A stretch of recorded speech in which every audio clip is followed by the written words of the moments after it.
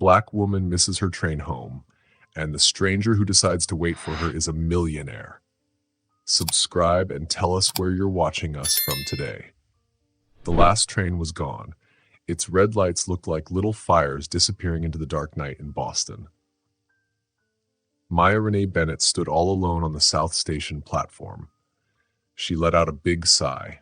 She felt upset. The rain fell on the station's glass roof. Each drop sounded like a tiny drum, reminding Maya that her day had gone all wrong. She had planned a big food event for 3 months. She had made her special jerk chicken sliders and her grandma's mac and cheese. But the people didn't pay her. They said her food wasn't good. That made Maya feel really sad, like salt in a cut. Maya pulled her blue jean jacket tight around her. Her long box braids were messy now, heavy on her shoulders. The bright lights above her made shadows on her brown skin. She was tired. She couldn't hide it anymore. She was 28 years old.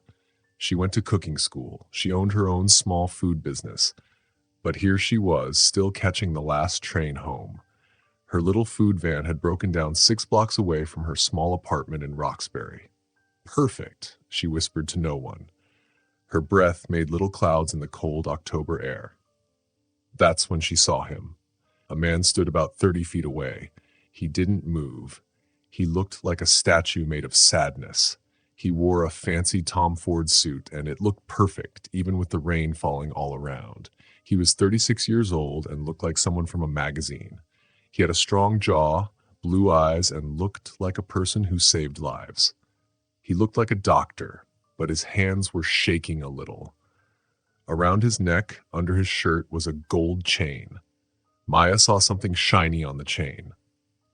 It looked like a wedding ring. The ring moved up and down when he breathed.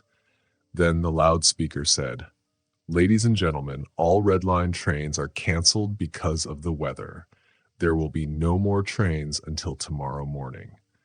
Sorry for the trouble." Maya's phone buzzed. It was a message from her friend Gay. Girl, are you okay? The storm is really bad. I'm stuck at South Station. Last train is canceled. Want me to come get you?" Maya looked at the sad man in the suit. He still stood there, not moving. He didn't look scary. He looked really, really sad, like his heart was heavy, like he might fall if he moved too fast. "No, I'll figure it out. Talk tomorrow." The station started to change. It used to be full of people. Now it was quiet and empty. Security guards walked around, asking people to leave. Maya looked at her phone again. She had $43.07 in her bank account. Her next food job was in a few days if it didn't get canceled too. Uber prices were high because of the storm. It would cost $67 to get to Roxbury. Then she heard a voice. "Excuse me," the man said. He was closer now. She could see lines around his eyes. He looked nice, but really sad. He spoke in a soft voice. "Are you also stuck here?" His voice sounded fancy, like someone who went to private schools, but he really seemed to care. Maya looked at his face. She didn't see anything mean, just someone who looked as tired as she felt. "Last train," she said, pointing to the tracks. "You?" "I don't drive," he said quietly. It looked hard for him to say it. "I was going to take the 11:47 train to—" He stopped. Maybe he forgot where he was going. Maya's grandma used to say God puts people in your life for a reason, but her grandma also said not to get into cars with strangers. Still, this man looked like he needed help. "Look," Maya said. "I'm Maya. I live in Roxbury. If you're going near there, maybe we can share an Uber. The prices are super high right now." The man blinked like he didn't understand sharing a ride. "Elias," he said after a moment, "I live in Beacon Hill." Of course he lived in Beacon Hill. That was a rich area where houses cost more than most people made in 10 years. Her food van would look out of place there. But Maya smiled and said, "That's not far from me." That wasn't true. It was a 20-minute walk. But she could see he needed kindness. "I would like that," he said. "I can pay for the ride." "We'll split it," Maya said. She didn't want to feel like she owed him anything. As they waited, she looked at his hands again. They were doctor hands, steady and skilled, but they shook a little. The gold chain moved when he breathed. She wondered what story it told. Outside, the October rain kept falling. It washed the city clean. Neither Maya nor Elias knew this ride would change both their lives. Sometimes life changes not with loud noise, but with a simple need, getting home in the rain. The Uber came. Its headlights shined like hope. Maya made a choice. She opened the door and held it for the man who looked as sad as she felt. 2 weeks later, Maya stood in Elias's kitchen in Beacon Hill. Her mouth opened in surprise. "This is your kitchen?" she asked. It had a big fridge, 8-burner stove, and marble counters that were bigger than her whole apartment. "Do you cook in here?" Elias looked shy in his hospital clothes. "Leora did," he said. "She loved to cook." His words made the room feel heavy. Maya had learned over their shared rides that Elias didn't talk much about his wife and son. He only said small things, then stopped. But the gold ring on his chain said there was a story he hadn't told yet. "It's beautiful," Maya said kindly, touching the big kitchen island. She had told Elias 3 weeks ago she needed a bigger space to cook. Elias had offered his kitchen. He had said it kindly, like he was afraid to hurt something. The deal was simple. Maya could use the kitchen for her cooking, and in return, she'd cook Elias's meals. But Elias didn't say that no one had used the kitchen in a long time. There was only one coffee cup in the big sink. "I should tell you," Elias said, fixing his badge. "I'm not picky about food. Leora used to joke I'd eat cardboard if it was on a clean plate." "Good thing I don't cook cardboard," Maya said, smiling. She placed her bag on the counter. It had her spices, her grandma's cast iron pan, and her special wooden spoon. 3 generations of women had used it. They all believed that food was love. The house was very quiet. Maya had seen it before. It had fancy furniture and old family pictures, but the pictures stopped about 3 years ago. A piano in the corner was covered, like no one played music anymore. Elias's phone buzzed. "I have to go to the hospital," he said. "Surgery at 7. I'll be late." "Don't wait up. Don't feel like you have to." "I'll make sure there's dinner when you get home," Maya said. "That's the deal." After Elias left in his car service, he still didn't drive. Maya looked around the big kitchen. The spice rack had fancy bottles, but most weren't opened. The freezer was full of frozen meals. The fridge had water, old takeout, and spoiled milk. She turned on music. Alicia Keys played through the speakers. Then she began cooking. She cut onions just right. She smashed garlic until it smelled strong. She seasoned the chicken with her special mix that people loved. As she cooked, she saw little things. A cookbook with "Happy Anniversary, My Love, Leora" written inside. Fridge magnets from trips to Cape Cod and Disney World. A high chair in the corner, still marked with crayon. When Elias came home at 10, the kitchen smelled like warm hugs. Maya had made her grandma's chicken and dumplings, mac and cheese that made people smile, and green beans with bacon. "I'm sorry I'm so late," Elias said. "There was an emergency, a 12-year-old with a brain tumor." He looked tired and sad. "Is he okay?" Maya asked. "Stable for now," Elias said, sitting down carefully. "This smells amazing." He took a bite, his eyes closed, his shoulders relaxed. For a moment, he looked like someone who had peace. "My grandma always said you can taste love in food," Maya said. Elias stopped. "Leora used to say that too. She made big dinners, even on weekdays. Darian, our son, helped her. There was always flour and noise." He put down his fork. He couldn't eat anymore. "How old was he?" Maya asked softly. 7, Elias whispered. "He would have been 10 last month." Elias spoke very softly, almost like a whisper. "I wanted to be a dinosaur scientist when I was little," he said.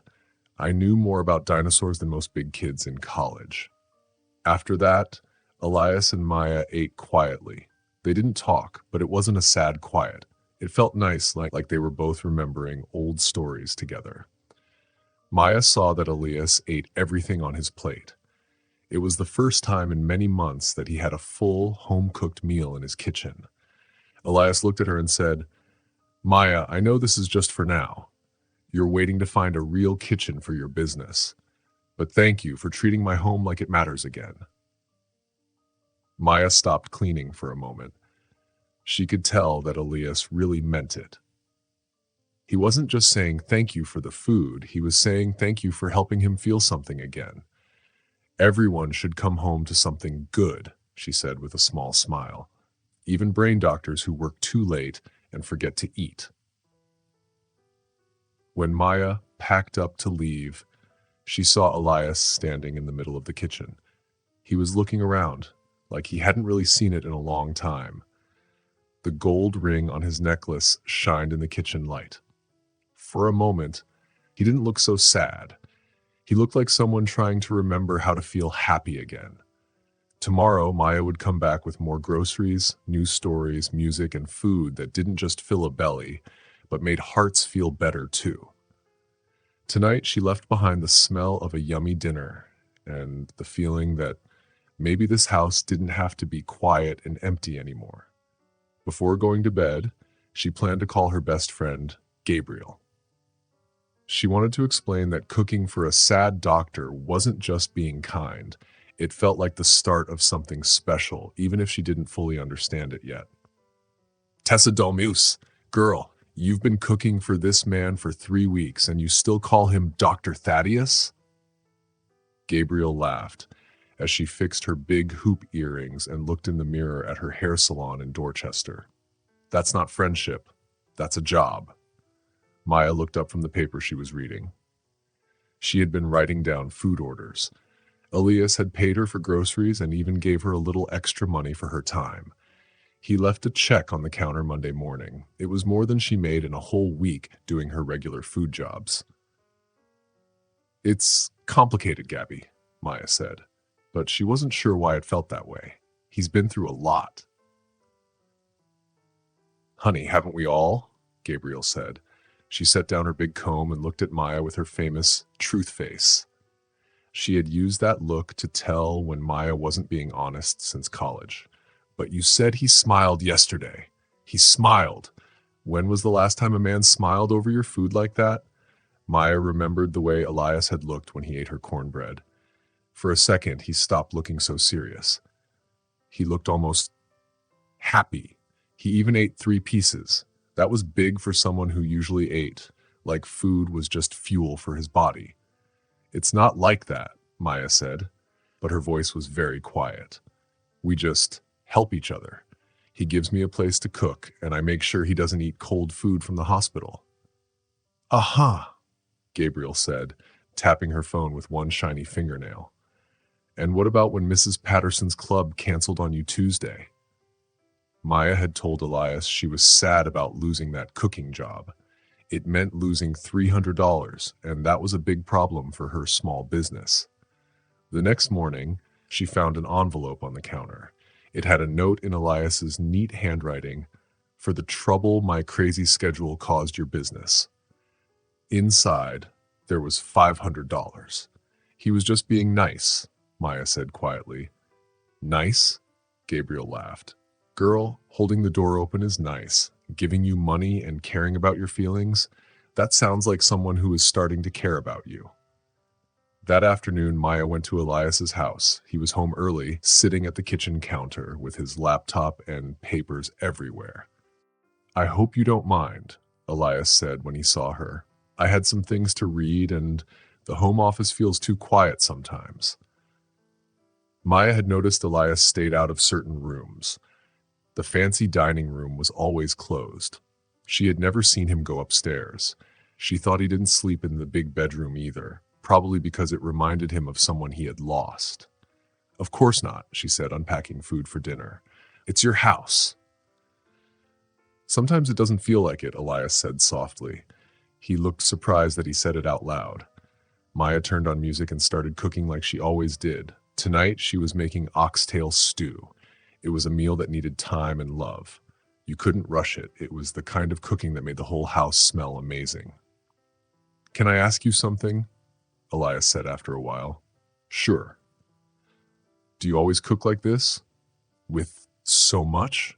He waved his hand at her dancing and moving happily in the kitchen. Like what? She asked. Joy, Elias said. Even when you're tired, even when your day is hard, you cook like it's a party. Maya thought for a moment. My grandma always said food is something we can control. No matter what happens, we can make something good with our hands. That's special. Elias nodded like he was going to remember her words. I used to think that about surgery, he said. I could fix what was broken. He stopped talking for a second, looking at his papers. Sometimes the broken things can't be fixed, he finished. They were quiet again, but it felt nice. Elias read his papers. Maya cooked. For the first time, the house didn't feel cold and sad. It felt like a home. Elias's phone rang. He answered quickly, his voice going back to that serious doctor tone Maya had heard before. Dr. Bennett, he said. Maya could only hear Elias's words, but she could tell by his tight shoulders that the call wasn't happy. I'm fine, Rick. I don't think that's necessary. My personal life doesn't change my work. When the call ended, Elias stared at his phone like it had hurt him. Everything okay? Maya asked. My boss thinks I need to be more connected to life, Elias said. Are you? She asked. Elias looked around the kitchen at the food, the music, and at Maya. This place had once belonged to someone else he loved. Now it felt warm again. I'm starting to think maybe I am, he said. Maya turned around. Elias was looking at her with a soft look on his face. He seemed unsure, like he was trying to solve a puzzle that didn't make sense. Well, she said with a smile, adding spices to the stew. Lucky for you, I'm very good company. Elias smiled. Not his usual fake doctor smile, but a real one. It looked like he had forgotten how to smile like that, and was just now remembering. As the night came in and the house grew cozy, Maya realized Gabriel might have been right. This didn't feel like just an agreement anymore. It felt like something new, something small and special that both of them needed, even if they hadn't asked for it. That night at 2 a.m, Maya came back to the house. She had a key now. Elias gave it to her 3 days ago. She wanted to get ready for tomorrow's cooking, but when she walked in, something was wrong. A sandwich sat on the counter, not touched. Pills were on the kitchen island, and Elias was sitting on the kitchen floor, still in his work clothes, leaning against the fridge. His hands covered his face. He looked like a man falling apart. Elias, she said softly and knelt beside him. He looked up and Maya's heart hurt. His eyes showed deep pain. It wasn't the quiet sadness he usually had. It was loud and hurting. I lost one today, he said. 8 years old. Brain tumor, just like Darian. Darian, the son he lost, the son who would be 8 now. He couldn't finish the sentence. Maya sat beside him on the cold floor. She didn't speak. She just sat quietly. Her grandma always said sometimes the best way to help was just to be there. The parents asked if their child would be okay, Elias whispered. Just like Leora and I did 3 years ago. I gave them the same hopeful answers, the same doctor words, but they mean nothing when your child is dying. He pulled the gold ring from under his shirt and held it, like it used to protect him, but didn't anymore. I became a brain doctor because I wanted to fix people. I thought I could fix brains. But some things can't be fixed, can they? He looked at Maya like he was trying to solve something impossible. Some people just leave. And all the doctor stuff doesn't help at all. Maya had spent weeks talking and eating with Elias. She knew now that he blamed himself for losing his son and for so much more. A drunk driver had run a red light. That driver crashed into the car where Leora was driving. It happened on a day when Elias was working late doing surgery and couldn't pick up Darian, his son, from school. That moment became the main reason Elias felt so sad and guilty. Leora had trusted him. She thought he would be there when she needed him the most. You know what I've been thinking about? Maya said softly. My grandma used to make me chicken and rice soup when I was sick. It was simple, but it always made me feel better. Not because it was magic, but because it was her way of showing love when she couldn't fix what was wrong. Elias was breathing more calmly now, but he still stared at the ring in his hand. Maybe being a doctor isn't about fixing everything, Maya continued. Maybe it's about being there and doing your best, even when your best doesn't fix everything. Like that little girl today. You gave her family more time with her. That matters. Does it? Elias whispered. My nephew died when he was 6, Maya said. The words came out before she could stop them. He had sickle cell disease. I was supposed to pick him up from school that day, but I had a catering job I couldn't cancel. My sister went instead. By the time they got to the hospital, she stopped and took a deep breath. I spent 2 years thinking that maybe if I had been there, something might have changed, like I could have stopped his sickness just by being there. Elias turned to look at her, really look at her. Maybe he saw for the first time that she understood sadness, not just from the outside, but because she had lived it too. How do you live with that? He asked. Some days are better than others, Maya said. But I learned something. Guilt and love feel different. Guilt made me feel small. It made me scared to get close to anyone. But love made me want to be there for people more, not less. They sat quietly for a few minutes. The kitchen felt warm, like a safe place for their sad secrets. I haven't been upstairs since the funeral, Elias finally said. Leora's and Darian things are still there. Darian dinosaur toys are on his desk. Leora's book is on the nightstand with a bookmark on page 247. Sometimes I stand at the stairs and think about going up, but I can't. It feels like I'd be disturbing something important. Or maybe, Maya said gently, you're scared that going upstairs means you're ready to keep living, and you don't think you deserve to. Elias closed his hand around the ring. His fingers were shaking. Some nights, I sit in my car in the hospital garage and think about not coming home. Not because I want to hurt myself, just because this house, this life, it feels like a reminder of how I failed the people I loved most. But you still come home, Maya said. Every night, you come home. You eat dinner. You ask about my day. You smile when I tell you about Gabrielle's silly dates. That's not failure, Elias. That's bravery. Maya stood and held out her hand to help him up. Elias hesitated, then took it. Even though he was taller, he looked fragile, like he might break, but not from being weak, from being full of deep feelings. I'm going to make you some tea, she said, and you're going to sit and tell me about that little girl from today. Not the surgery part. Tell me who she was, what made her parents laugh, what made her special. Maya? Elias started to argue. Trust me, she said. Sometimes the best way to remember someone is to see them as a real person, not just someone we lost. That's true for the patients you lose, and it's true for Darian and Leora too. As Maya moved around the kitchen, making chamomile tea with honey like her grandma used to, Elias started to talk. At first it was hard, but slowly he got warmer and more open. He told her about Emma, the little girl who loved stuffed elephants and wanted to be a veterinarian. Her parents loved her so much. Emma was brave, even when the sickness was too strong. Then he talked about Darian, not Darian the sad memory, but Darian the happy boy who built dinosaur worlds in his room and packed his dad's lunch every morning with a note that said, "You're the best daddy," in crayon.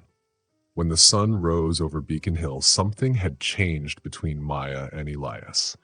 They were no longer just a sad man and the kind woman who made his meals. Now they were two people who understood something important. Sometimes healing doesn't mean fixing everything. It means finding the strength to keep living and to still believe that joy is possible.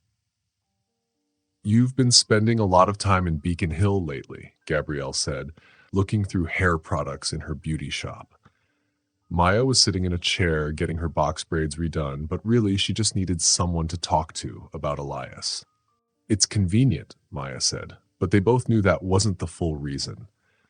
His kitchen is amazing and the catering business is getting busy. Mrs. Chen booked me for her daughter's graduation, And the Johnsons want me to do their anniversary.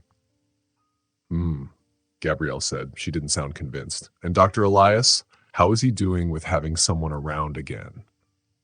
Maya remembered the night before when she arrived and found Elias trying to cook rice with the same focus he gave to surgery. It was both burned and undercooked, something that seemed impossible. He's learning, Maya said with a small smile. Yesterday, he tried to make sweet potato and black bean chili from a recipe. It was bad, but he was so proud of himself. He told me it was the first time he had cooked something more than scrambled eggs since Leora died. What she didn't tell Gabrielle was how Elias's face lit up when she tasted the food and said it was definitely food, even though it was bad. He laughed, real laughter, the kind that comes from deep inside. Maya, Gabrielle said, looking at her in the mirror, I've known you for 10 years. I've seen you date some strange guys, like the musician who didn't pay rent or the finance guy who tried to change your grandma's recipes. I've never seen you talk about a man like this. It's not like that, Maya said, but even she didn't believe her words anymore. Then what is it like? Maya thought hard. He's healing, I think, and I'm helping. But it's not romantic. We're just two people making each other's lives a little less hard. Baby girl, Gabrielle said kindly, sometimes the most beautiful love stories begin with two people making life less hard for each other. That afternoon, when Maya came to Elias's house, he was waiting in the kitchen. He had that serious look on his face, the one he probably used when giving hard news to patients. I need to tell you something, he said right away. Dr. Bennett thinks I should start dating again. Maya froze with the grocery bags in her hands. Oh. He says I'm too alone. He wants me to have dinner with his wife's sister. She's a dermatologist. She's divorced and has no kids. He thinks we would be a good match. The word match felt like something cold between them. That sounds nice, Maya said, even though her heart felt strange inside. Tomorrow night. Elias was watching her closely, trying to see her feelings. I wanted you to know, he added, because I won't be home for dinner. Of course. That's fine. It's your life, Maya said, turning back to the groceries. Behind her, she could hear Elias pacing. His shoes made soft sounds on the floor like a nervous heartbeat. Maya, he said quietly, I don't want you to think this changes our friendship. What we have, it means a lot to me. More than I can say. The word friendship should have felt nice. Instead, it felt like a door gently closing. I understand, Maya said. You deserve a full life, Elias. Not just work, grief, and dinners with the woman who cooks for you. Is that what you think this is? Elias asked, surprised. That you're just the woman who cooks for me? Maya turned to look at him. His hair was messy, like he'd been running his hands through it. His blue-gray eyes looked confused. What else would I be? She asked softly. Elias opened his mouth to answer, but no words came. I'll let you get ready, Maya said. I'll leave the groceries here for tomorrow. I don't want to go, Elias said suddenly. The dinner, I mean. I don't want to talk politely with someone who doesn't know Darian loved dinosaurs or that Leora sang off-key in the shower. Then why are you going? Maya asked, surprising herself. Because maybe Dr. Bennett is right. Maybe staying here, eating with you, talking about your clients, it's not real life. It's just a pause, a beautiful pause, but still a pause. What if it's not? Maya asked. What if this is real life? Two people sharing food, stories, and being honest. What if that's the realest thing we've had in years? Elias looked at Maya and she felt like she had done something they were both trying not to do. The kitchen became very quiet. It was like even the walls were waiting for someone to move or speak. But instead of walking away, Elias came closer. Maya, he said gently. It sounded like a soft prayer. I want you to know something, he continued. These weeks with you, they're the first time I've felt like a real person since the accident. Before, I just felt like someone with a lot of work and sadness. Maya looked at him and saw how honest he was being. She saw that he was giving her his true feelings, Maud, something very special and delicate. Elias, she started to say. But Elias held up his hand. Wait, he said. I'm going to dinner tomorrow. I need to see if the way I feel with you is real or if it's just because I've been lonely. I want to know if I can feel anything close to what I feel with you, when you laugh at my bad jokes, when you sing while you cook, when you look at me like I matter. Maya felt tears in her eyes, though she didn't know why. Elias gave a small smile. And if I don't feel anything at that dinner, then I'll know something important about what's been happening here, in this kitchen, with you. The next night, Elias went to dinner with Dr. Patricia Hammond. She was smart, kind, and very pretty. She talked about her work and asked questions about Elias's job as a brain doctor. But Elias kept thinking about Maya, her laugh, how she made dinner fun, and how she made even boring stories sound exciting. Elias? Patricia said, bringing him back to the dinner. I asked if you have any hobbies outside of work. I'm sorry, he said. I was just thinking, I used to run along the river before my family, before they were gone. I haven't really done much since. Patricia looked at him kindly. That must be hard, she said. Elias nodded. She was being nice, but it felt like she didn't really know him. She was a good person, but not the one he wanted to be with. He wanted to be in the kitchen at home, listening to Maya talk about her day while she cooked dinner. I should be honest, Elias finally said. I don't think I'm ready to date. Patricia smiled. Thank you for telling me. I think Rick hoped you were ready, but it's okay if you're not. It's not that I'm not ready, Elias said. It's that I think I already found what I was looking for. Back home. Later that night, Elias came home.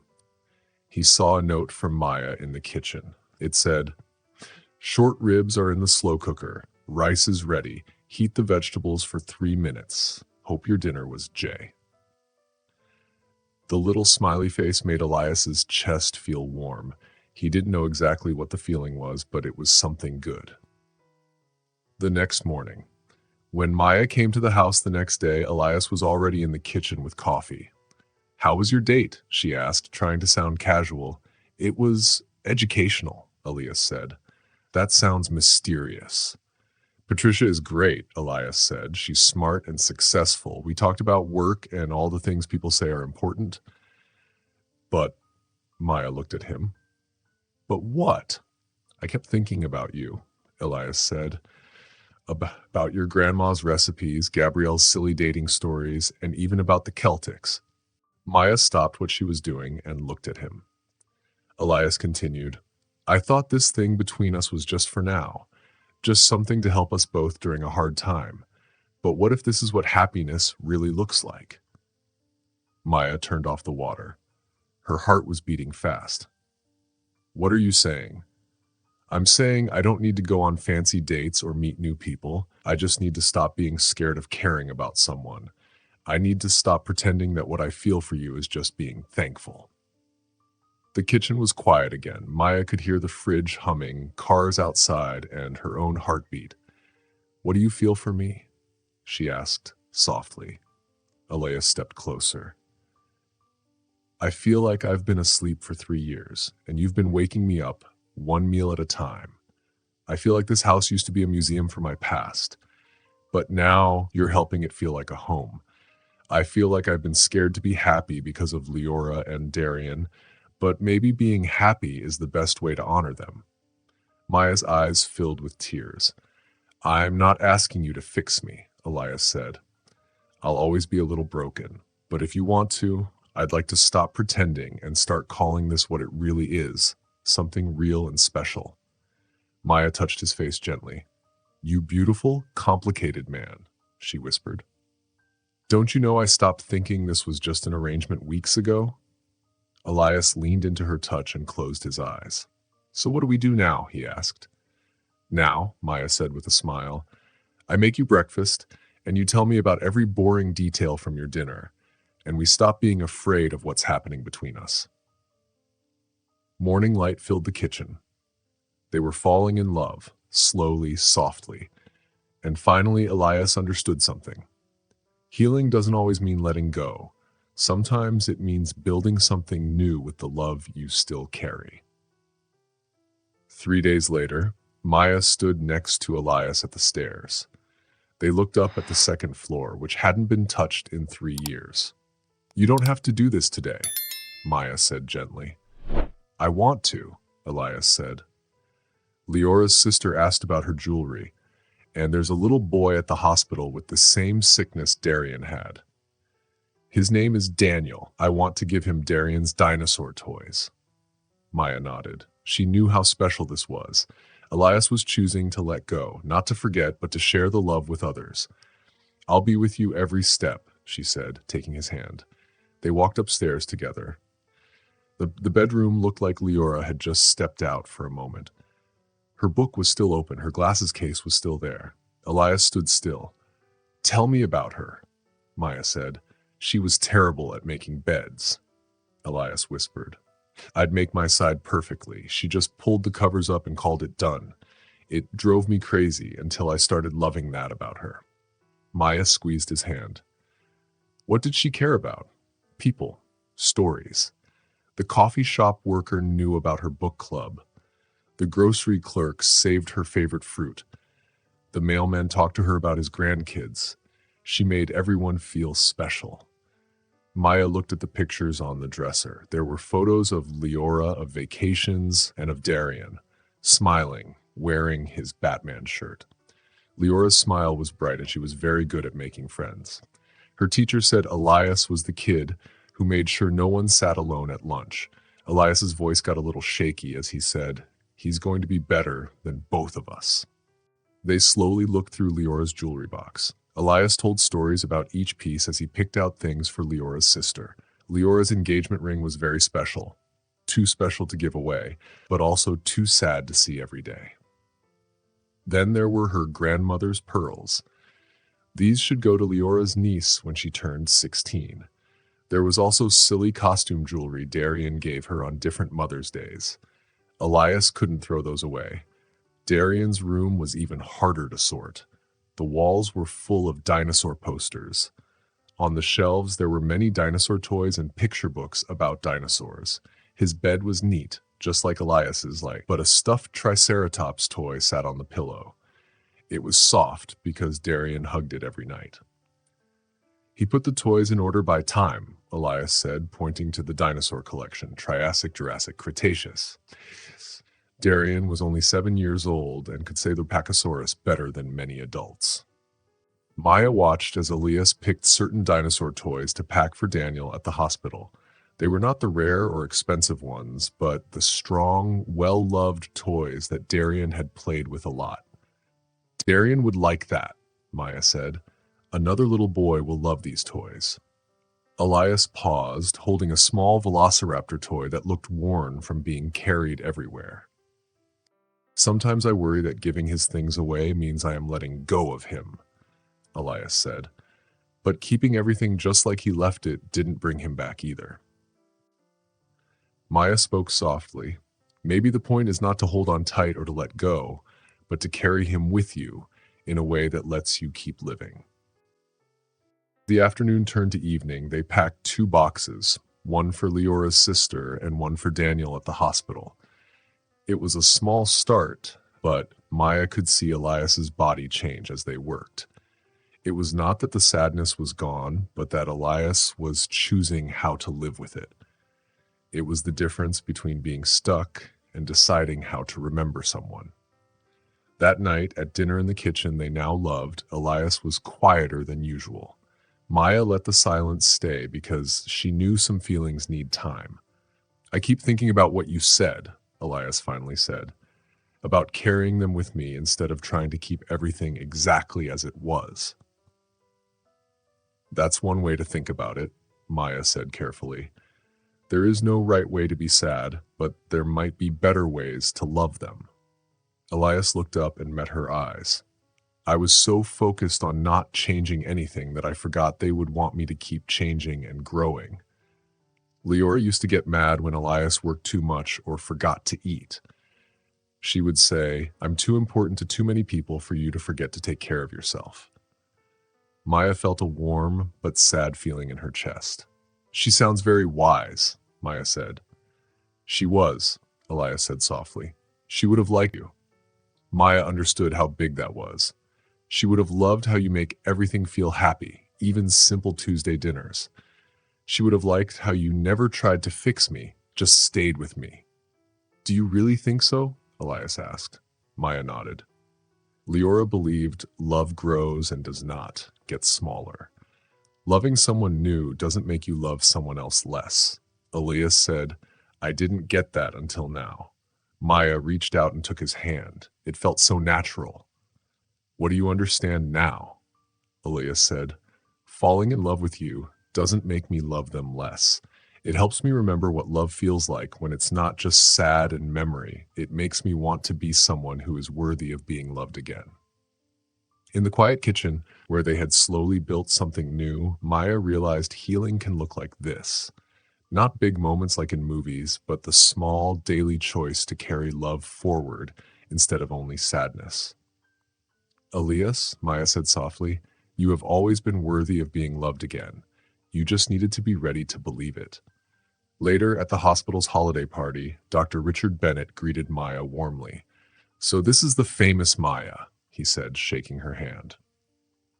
Elias talks about you all the time. I was starting to think you weren't real. Maya smiled, feeling a little nervous but ready.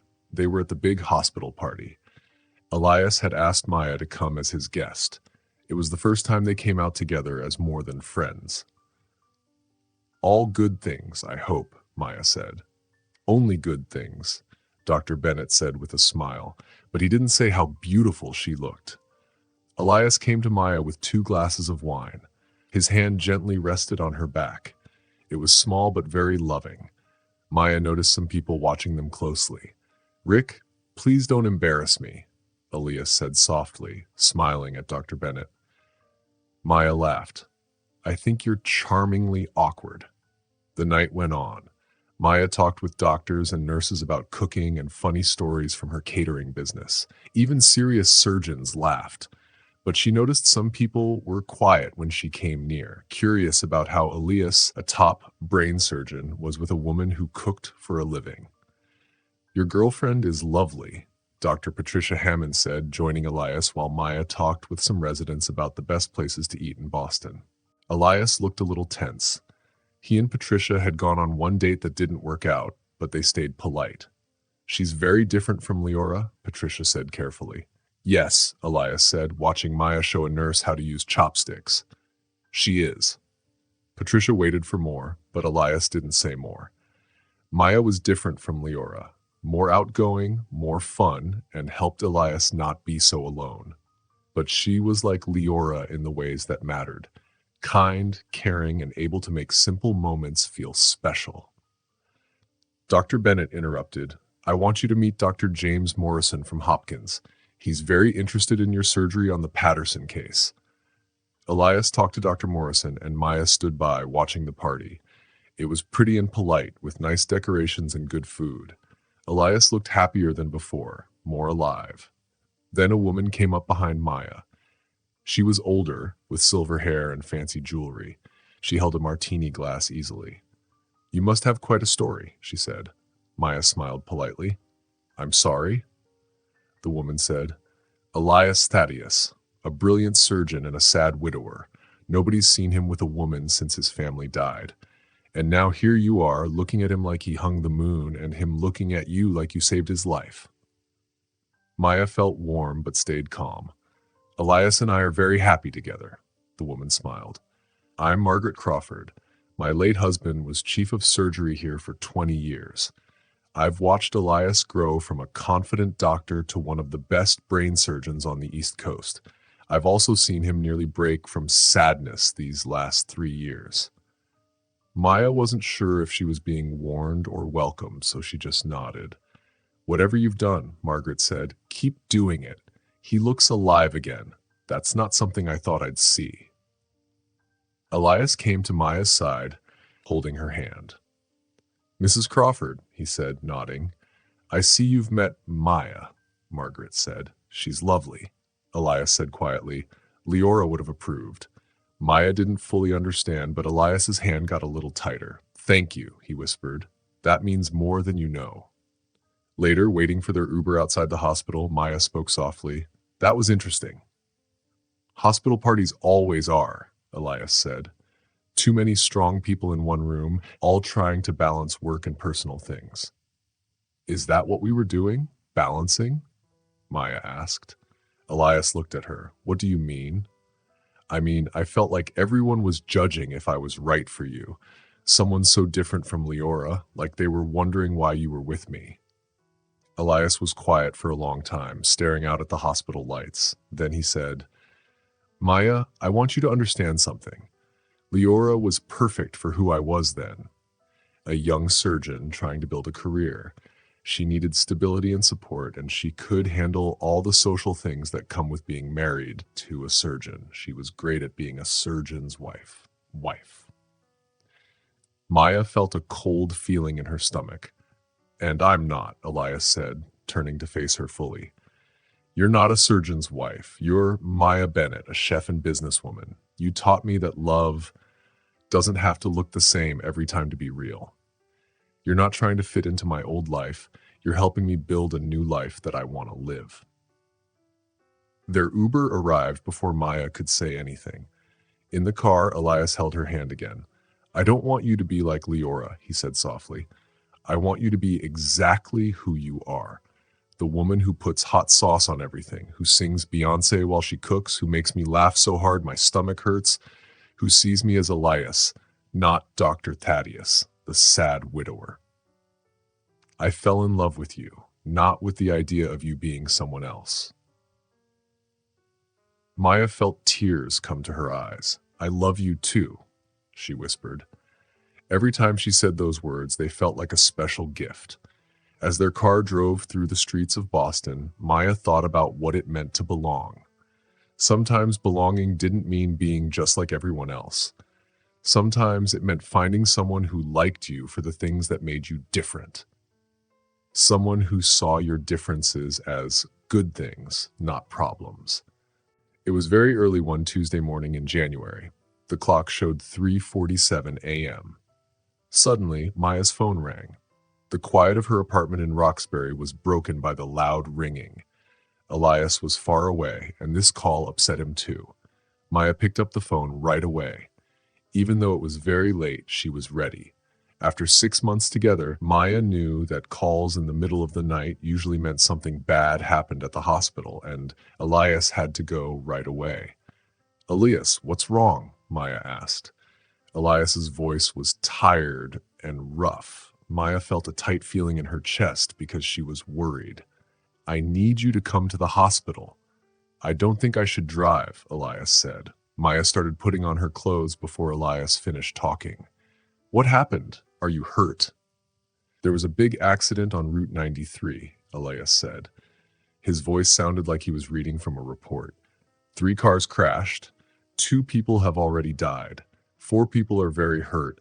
The person who caused the accident was driving drunk. They are okay. No scratches."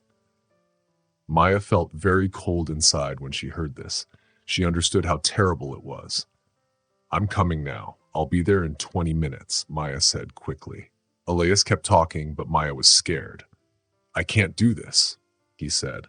"I'm the main surgeon, but my hands are shaking too much to work. Dr. Saito had to take my patients. I'm sitting here feeling like a new doctor having a panic attack." "Breathe, Elias," Maya said firmly. She grabbed her keys and walked to the door. "Just breathe. I'm already in my car." The hospital looked very different at 4 a.m. than it did during the day.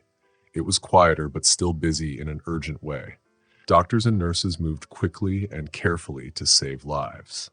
Maya found Elias sitting in a small on-call room. He still wore his scrubs but looked very tired. He sat on a thin bed with his head in his hands. Maya noticed the gold chain around his neck and saw Elias holding a wedding ring tightly through his shirt. It was Leora's ring. He held it like a special good luck charm. "Hey," Maya said softly as she closed the door behind her. Elias looked up. Maya's heart hurt when she saw how sad he was. This was not the kind of sadness Elias usually showed. This was a fresh and deep pain that felt too big to handle. "I can't stop seeing the accident," Elias whispered. "The empty car seats in the back of the minivan, just like when Darian was brought in." Maya sat down next to him on the bed. She didn't say anything. She just breathed calmly next to him, like she had learned to do when words were not enough. Elias told her that the drunk driver kept asking if everyone was okay. He kept saying it wasn't his fault because the other cars came out of nowhere. Elias said it was like the man who killed his own family, someone who hurt others and got away without a scratch. "Where is the drunk driver now?" Maya asked carefully. Elias said he is in the hospital for some small injuries and alcohol poisoning. He might be sent home tomorrow. Maybe he'll get some charges set, but they will probably be small, like a fine or community service. Elias's hands made fists. "The mother in the minivan died 20 minutes ago," he said quietly. "She was 34 years old. Her husband is in surgery, and her 2 kids are in the children's intensive care unit." Maya felt helpless. She knew there were things that couldn't be fixed, only survived. But she also saw something else in Elias, not just sadness, but also anger. Anger he had never felt about his own loss. "I wanted to hurt him," Elias said, feeling ashamed. "For 30 seconds, standing outside his room, I wanted to make him feel the same pain he caused that family. I've never felt that before, and it scared me." "You're human," Maya said simply. "It's normal to feel angry when you see something unfair. The important thing is that you didn't hurt him. You walked away." "But what if I can't do this anymore?" Elias's voice broke. "What if every accident reminds me of that night 3 years ago? What if I can't be the surgeon these people need because I'm too broken?" Maya held Elias's face gently. "Elias, listen to me. You have saved hundreds of lives in the last 3 years. Hundreds of families still have their loved ones because of you. One bad night doesn't change that. And if it happens again, we will handle it. You, me, Dr. Bennett, whoever you need. You don't get to decide you're not good enough because of one hard moment." Elias leaned into her touch. Maya felt some of his tension leave. "The doctor who treated Darian," Elias said quietly, "I never understood why he looked so sad when he said there was nothing more he could do. I thought it was just being kind. Now I know he was thinking about his own child. He remembered every patient he couldn't save." "How do doctors keep doing this work without breaking?" Maya asked. "Like chefs keep cooking even after burning themselves," Maya said. "People who do important work learn to carry the pain in a different way, but they don't stop doing the work." They sat quietly for a while. Around them, the hospital sounded busy with alarms and people talking. It was a place fighting to save lives, one patient at a time. "I love you," Elias said suddenly. His words were full of feeling, not just for tonight, but for seeing him at his worst and not running away. "I love you too," Maya said. "Strong enough to fall apart sometimes. Strong enough to put yourself back together, strong enough to keep coming back, even when it's scary." Elias's pager beeped. They both looked at it. "Dr. Saito," Elias said, reading the screen. "He probably needs help with a trauma case." "Are you ready?" Maya asked. Elias took a deep breath and straightened his shoulders. Maya knew this meant he was ready to be the surgeon again. "I think so," he said. "But will you stay until I'm sure I can handle whatever's waiting?" "I'll stay as long as you need," Maya promised. That night, as Elias got ready to return to the work he loved, Maya understood that love sometimes meant helping someone when they feel broken and helping them remember they are strong. Tonight showed them both that healing is not always easy, that strength means showing up even when scared, and that some storms must be faced together to prove their love could survive anything. The power went out in Beacon Hill just as a big February storm reached its worst. Elias's house went dark while Maya was finishing dinner. The blackout felt like the last straw on a hard day. Maya's big catering job had been canceled that morning. Elias had spent 14 hours in surgery trying to save a teenager who reminded him too much of what Darian might have been. Perfect timing, Maya said, using her phone's light to see in the kitchen she knew so well. The beef bourguignon she was cooking would have to finish somehow, and the chocolate soufflés in the oven were probably ruined. Maya found Elias standing in the living room looking out at the dark street. Other houses had candles or small generators. Snow kept falling, covering the city in quiet. "The weather says the power might be out until morning," Elias said without turning around. "I should call you a cab before the roads get worse." But Maya heard in his voice that he didn't want her to leave. She had learned to hear what Elias wanted even when he didn't say it. Maya put down her phone and stood next to him at the window. "I could stay and help you find candles and figure out how to cook dinner on a fire, like people did long ago," she said. Elias looked at her.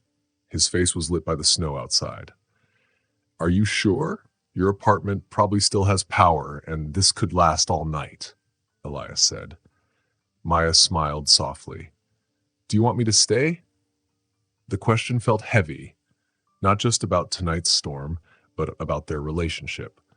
After the hospital crisis 3 weeks ago, something had changed. They were building something strong that could get through hard times, not just be comfortable. "Yes," Elias said simply.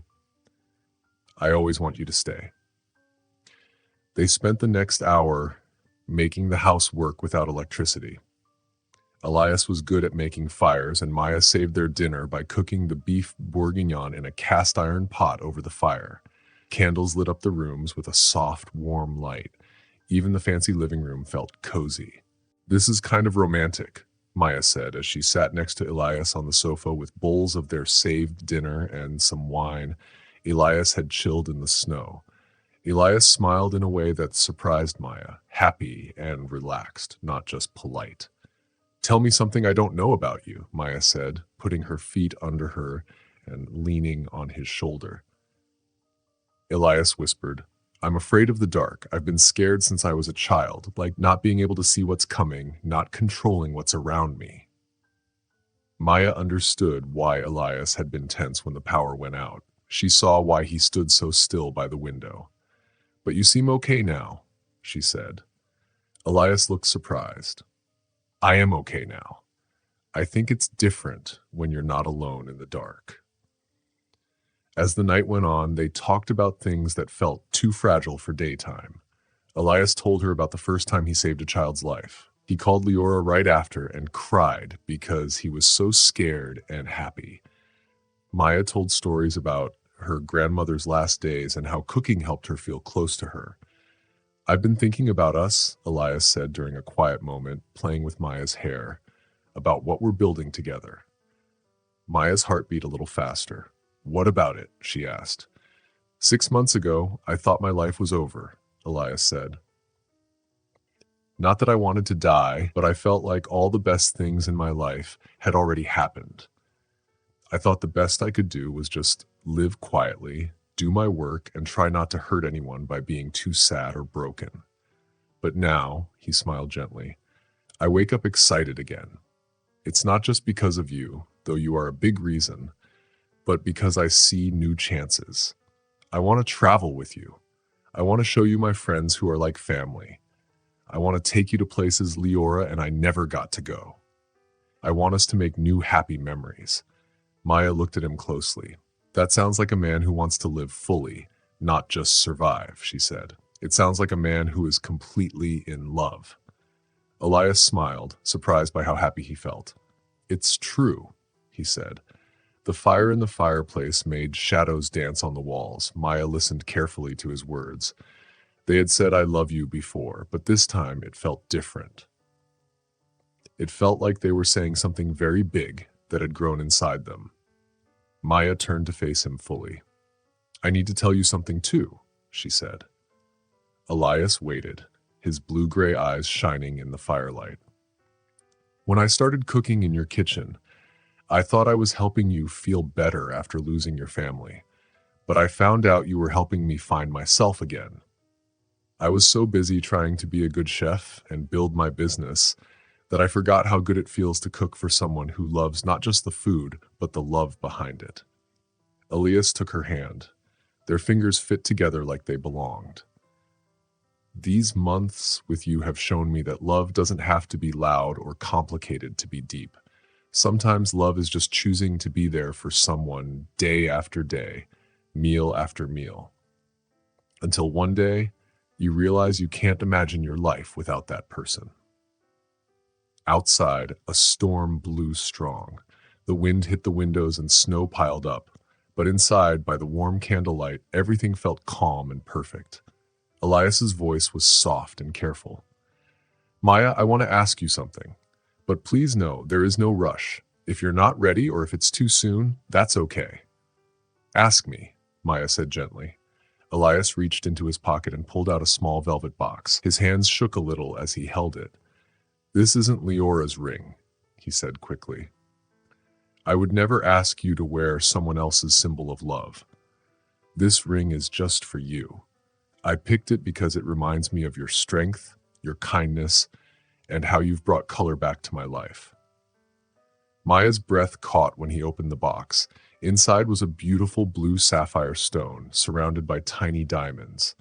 The blue sparkled like little stars in the firelight. Maya Renee Bennett, Elias said, his voice steady.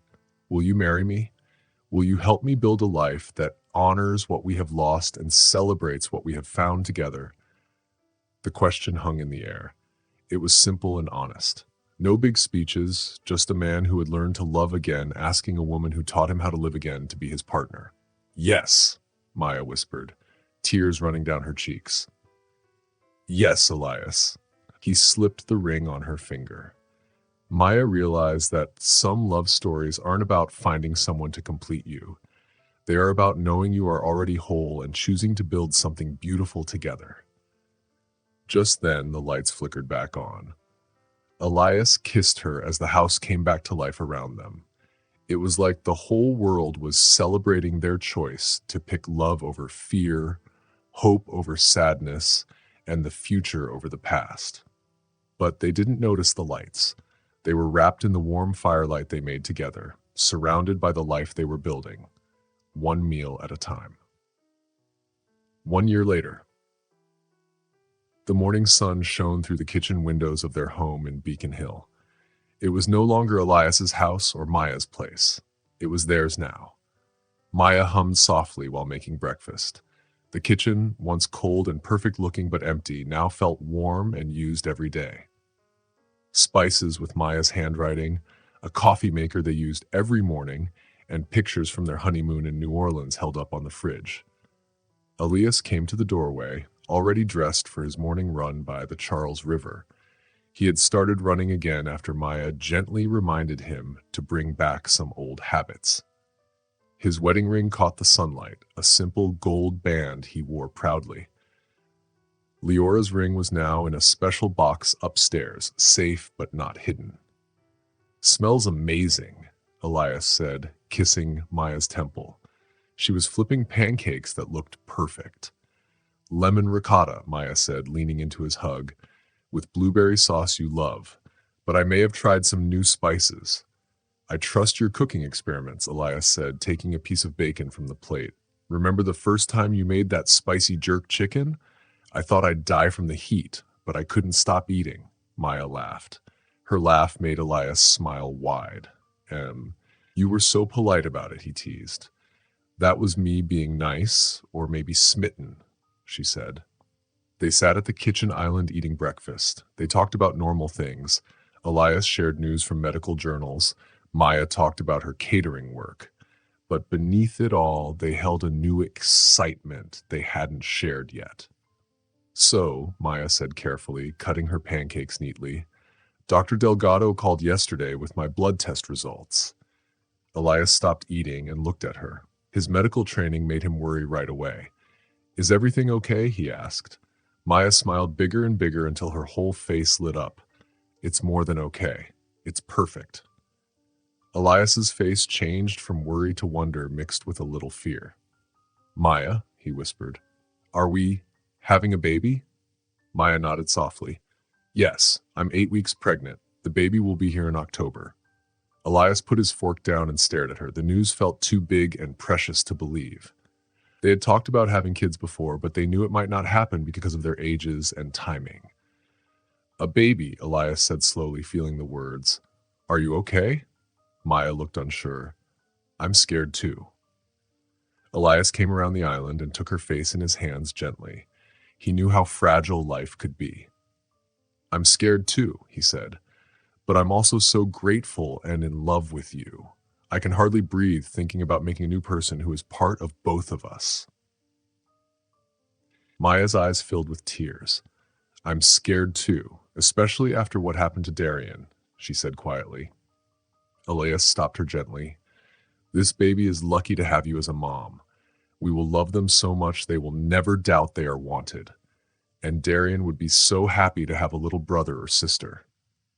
Just then, Elias's phone buzzed with a message from his sister-in-law, Leora's niece. Emma got into cooking school, Elias said, smiling. She wants to be a chef like her uncle Elias. Leora would be so proud of the woman you've become. Maya saw the message and felt happy. It was like a blessing, that love can grow bigger and include the past without replacing it. We should call Gabrielle, Maya said, wiping her eyes. She'll scream so loud they'll hear her all the way in Connecticut.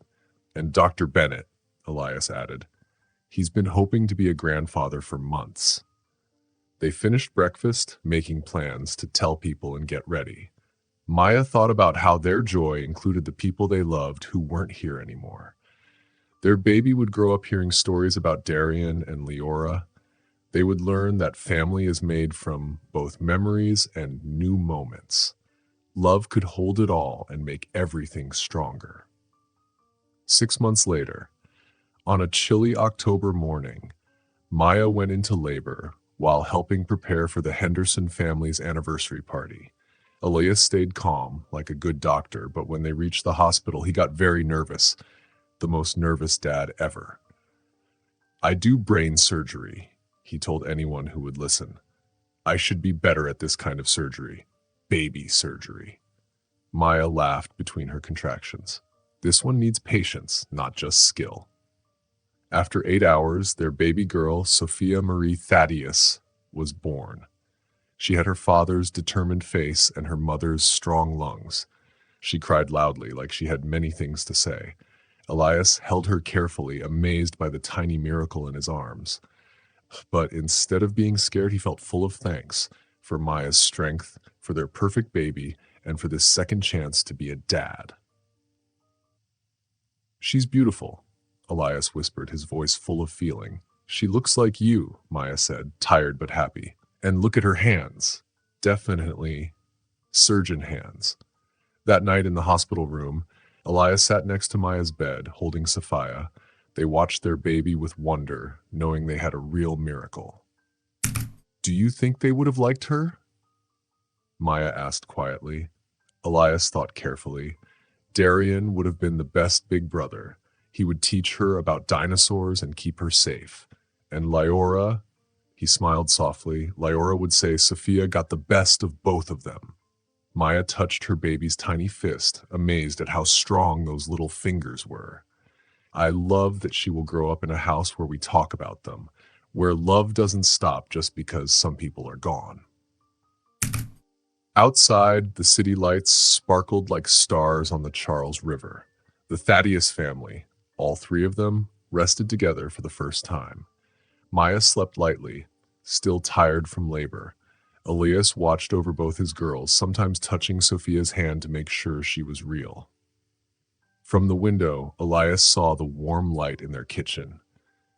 Tomorrow, Maya would teach their daughter how to turn simple food into love. The house that once felt empty and sad was now a home full of hope, laughter, and new dreams. Thanks for watching. If you liked the story, don't forget to subscribe, like, and share your thoughts in the comments. Check out our other videos too. See you in the next one.